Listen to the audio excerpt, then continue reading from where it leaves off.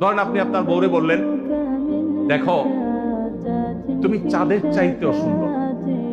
কিসের চাইতে সুন্দর? ভাই চাঁদের চাইতে উজ্জ্বল মানুষ হয় সম্ভব? না, মিথ্যা কথা না। কিন্তু এই মিথ্যা কথা বলা কি আছে? জায়েজ আছে। সৌদি আরবের একজন আলেম ডক্টর আয়েজ আল কারনি, মুসলিম বিশ্বের সবচেয়ে জনপ্রিয় আলেমদের মধ্যে একজন। ওনার একটা বক্তব্য আমি শুনেছি, অত্যন্ত চমৎকার কথা বলেন এবং দারুণ দারুণ টিপস দিয়ে থাকে। উনি বলেন যে একটা ইউনিভার্সিটি প্রোগ্রামে স্টুডেন্টদের সামনে উনি বলছিলেন যে আমি একবার একটা আইডিয়া দিয়েছি দাম্পত্য জীবনের সুখ শান্তির জন্য।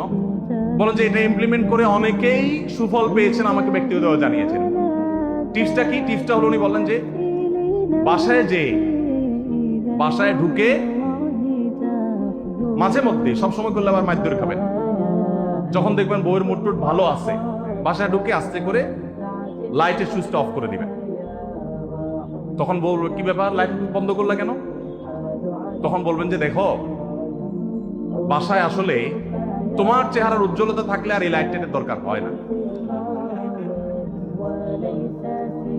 মহিলা ধরে ফেলবে যে আপনি পাম্পটি দিচ্ছেন, বাতাস দিচ্ছেন, কিন্তু পাম্প যাকে দেন সে যতই বুঝুক না কেন কিছু না কিছু কাজ হয়, কিছু না কিছু।